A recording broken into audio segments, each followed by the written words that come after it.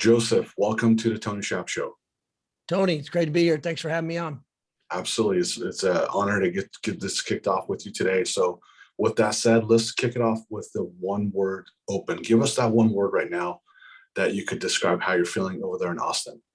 It's leadership, simply Awesome. put. Very cool. Let's go into your business. Tell us, let's dive in. Let's tell us about your business, what you do, who you help, and how you got started, where you are at today, and where your future looks like. Yeah. So thanks for asking. The business that I'm in, it really can be best described now as a serial entrepreneur. So there's not just one thing that I work on, but there's one central theme that I work on, which is to help founders and CEOs grow their business and, more importantly, innovate in times of uncertainty and change. And one of the reasons why I enjoy that space and I feel like I'm pretty good in it is that kind of describes who I am and where I've been, whether it was my 20 years in the United States Army, both in peacetime or in combat, my 2 trips to Iraq, or inside the innovation space in our United States military. I then took all those leadership experiences and then team building skills, went into the world of entrepreneurship, built a company called Ride Scout from absolute scratch. It was a commuting tool for your phone, a mobile app. It allows you to go from A to B and see all the different versions of ways and permutations and combinations that get to work. So imagine Waze meets Google Maps meets Uber and Lyft, and smash them all into one. And Mercedes bought that company back in 2014. I've even delved a little bit in the world of public service and running for public office. And so I, once again, built a team from scratch, learned how the ecosystem works in terms of product market fit, and in the end, built a really successful campaign, a really successful opportunity for our cause, what we're doing.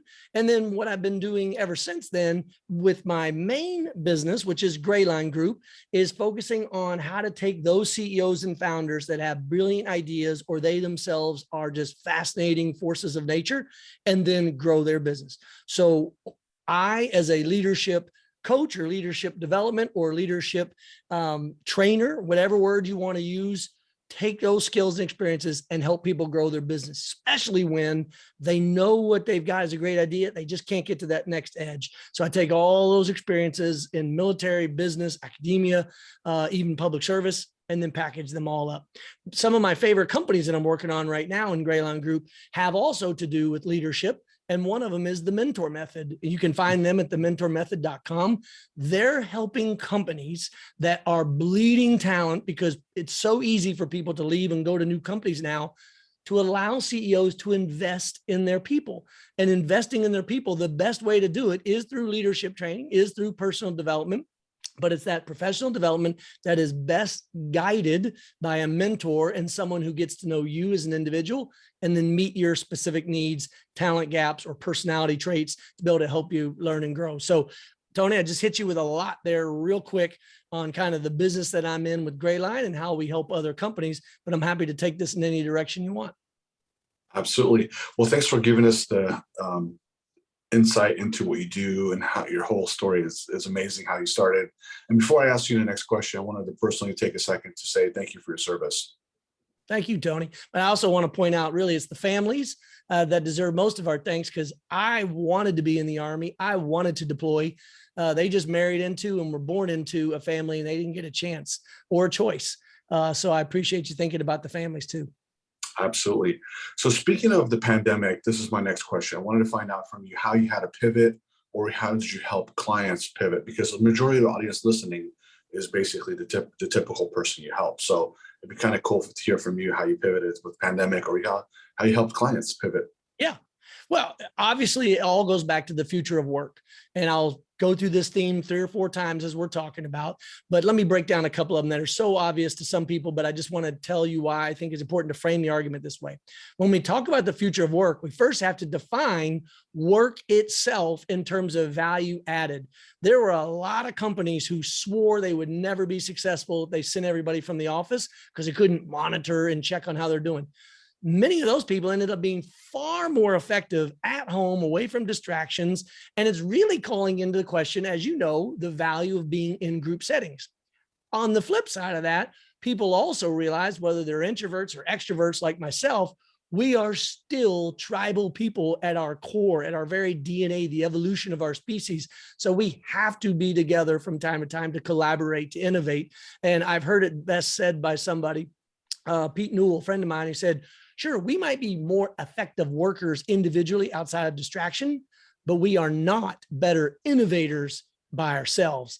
No better book than Walter Isaacson's book, The Innovators, to really bring home that point. So when the pandemic happened, I took all these life experiences, all these opportunities to watch companies grow, also see some companies fail, and then more importantly, watch some leaders thrive in the unknown chaos of COVID, and then watch others shrink away from the challenge. And so what I spent most of my time with helping companies all throughout, whether they be in clean energy, whether they're in leadership and development, whether they be in transportation, mobility, the experiences that I have are far and wide ranging. But there was one common theme. The common theme among all those companies that were successful were the ones that were not afraid to adapt and who were not beholden to old practices. And we see that all the time in the news now. We've got a lot of companies that are saying, okay, pandemic's about over. You're all coming back to work, meaning back in the office. And there is a great exodus known as the Great Resignation that a lot of companies are struggling with to figure out how to get through that. But one more thing I'll say on the future of work, we're also recognizing that value added has more to do with the skills, talent, and education that a person has and their ability to apply it than necessarily what age or stage they are in life. And what I mean by that is we're finding that a lot of young 20-something talent that can code, that does have experience in database management, whatever area is needed, they are thriving in a way that it is so hard to hire them right now because they're just being poached from one company to another. On the flip side of that, we have a lot of people who are in their 30s, 40s, and 50s. So either by choice or by circumstance, never added new skill sets, never went back to school, never did night courses, didn't go online and take courses or even study podcasts like yours, Tony, to really work on their own self-development. And they're finding themselves in a hurt box because too many companies right now are looking for specific people for specific roles. And if you're just a pure generalist without much experience in any one area, you're finding it really hard to plug back in. And I have friends that, middle age, they're having trouble plugging back into this economy, this new future of work. And it's frustrating for them to see. So anyway, just a quick snapshot of the COVID changes that I saw. Wow, that was amazing. Thank you. I would love to hear your point of view on thought leadership. Tell us, basically, what are your thoughts on, a person that's walking the talk, so to speak, as a thought leader? What does that look like to you? Well, there's two things I want to capture, and I hope I circle back around to this. But so I do a lot of paid public speaking. And one of the reasons why I think I've had a lot of fun in that area is, one, you have to be able to tell a story. And there's a lot of paid public speakers out there that are great storytellers, entertainers, if you will. And then in addition, I think a great public speaker, or in this case, to your point about thought leadership, someone to help you think through the future, they also have to have the real world life experiences of having been there and done that. And the reason why I think that that's so much more important that people overlook is if you are looking for someone to answer a specific question, A plus B or 1 plus 2, you can get a very specific answer and that's fine. But if you're looking for a scenario where, hey, what I'm going through doesn't quite fit with your experiences or your story in this or that. But if you, the mentor, you, the thought leader, have been in a number of different situations and you've been able to see the patterns that emerge from crisis, patterns that emerge from difficulties in teams, patterns that emerge from different product market fits, whatever the challenge, the more real world life experience you have, the better you're able to relate to your audience or to your client or to the CEO I'm trying to help. Because yeah, sure, maybe her problem doesn't fit neatly in the world of this vertical, but let me share with you what I've seen in these other verticals. And that's why I think thought leadership requires those two pieces. One is the ability to tell a story, and then the other is to be able to share the experiences of real world life experience. And by the way, there's a lot of people that have built companies and been very successful, but they can't carry a story or keep an audience engaged at all. And they just bore people to death. So I think why thought leadership is really broken into 2 points. The other thing I'll drive home though about thought leadership is it really, in my opinion, comes down to a phrase I've been sharing for years with audiences and CEOs. is that people will be what they can see. People will be what they can see. What that means is you, as the person in charge of the team or in charge of the company or CEO or whatever leadership role you have. By the way, it doesn't even have to necessarily be a formal leadership role. You could even be an informal leader of an organization.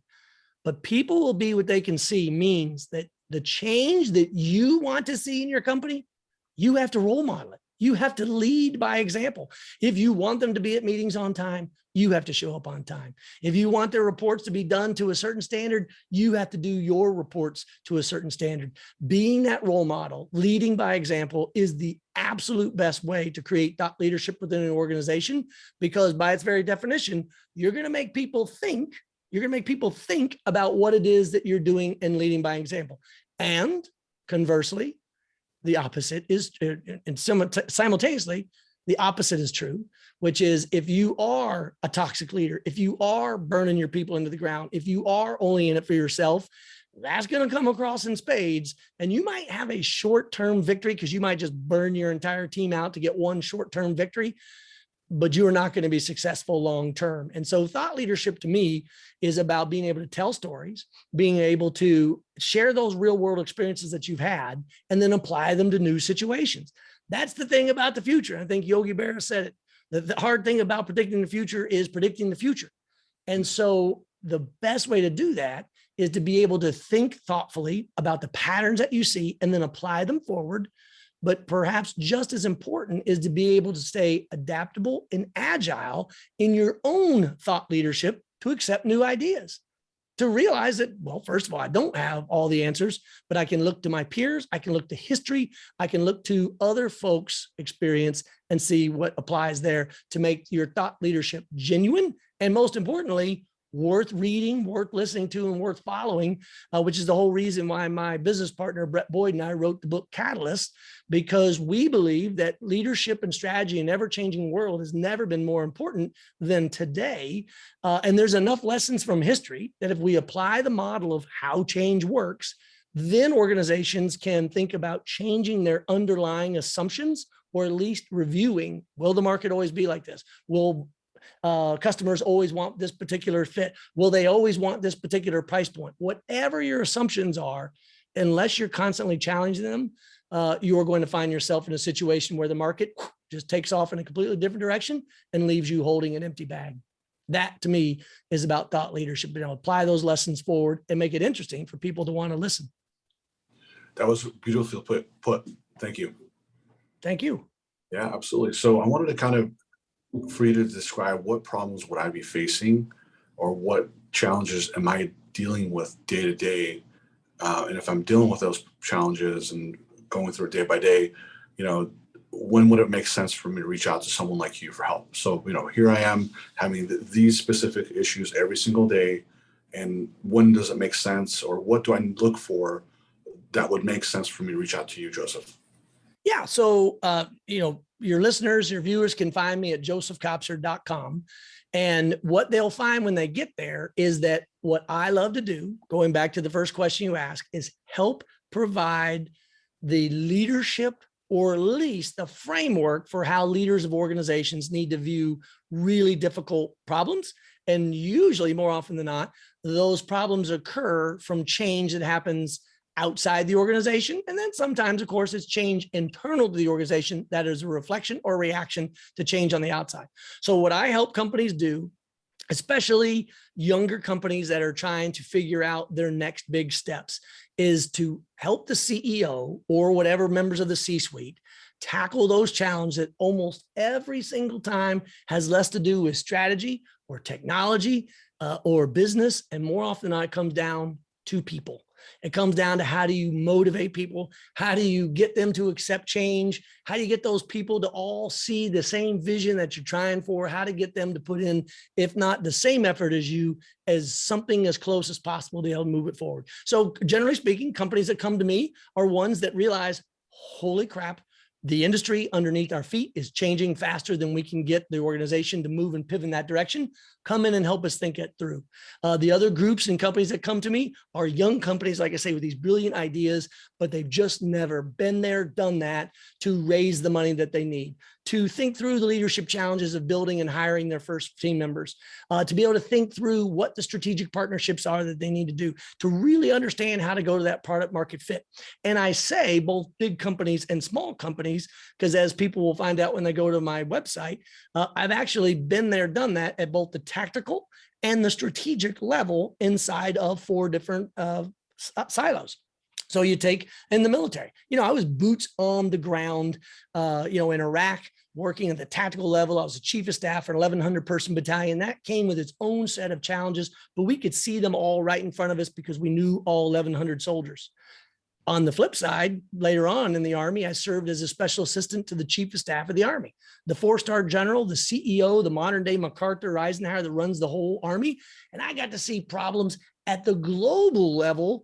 And it was fascinating that both at the tactical and strategic, it was all about people and how you adapt to change and how you motivate them to be able to move towards a common cause. And I did the same thing in academia, whether I was teaching in the classroom or running a department at the University of Texas. Also did it, like I said, in business, starting a company from absolute scratch, a PowerPoint slide and an idea, took it all the way through acquisition, and then ultimately stayed on with Mercedes as an executive, helping them think globally about the future of mobility. And then, of course, like I mentioned, I also did that in the world of politics. So on one hand, at the tactical level, building a team, but on the flip side, also involved in a lot of meetings in DC, thinking about big ideas and how we get people more involved in their own community and their own electorate. So whether it's small companies trying to learn and grow or big companies that are trying to adapt and change, it all comes down to people. And I help those CEOs, those founders, those C-suite executives think through the big ideas and provide them a framework for being able to how to do that. Wow, you're so right. It's definitely 100% about the people. Yeah. Yeah, and you're up to making a big difference for a lot of people. So that's really awesome. With that said, here we are at the end. If you could close us out with a 1-word close, Joseph, what would that be, and tell us why? I'll close out on optimism, because even despite the turbulent times we're in right now and a pandemic, a land war in Europe, I am still optimistic and believe in people at the end of the day. And it's that middle of the bell curve of people who are very decent, everyday, hardworking people that are just trying to make a living. They're focusing on jobs, they're focused on education, they're focused on their kids' future. I am optimistic that despite the challenges we have in front of us today, we're going to be able to grow companies, build businesses, help people, and continue to do better as a society. Thank you very much, Joseph. Thank you, Tony. Thanks for having me on.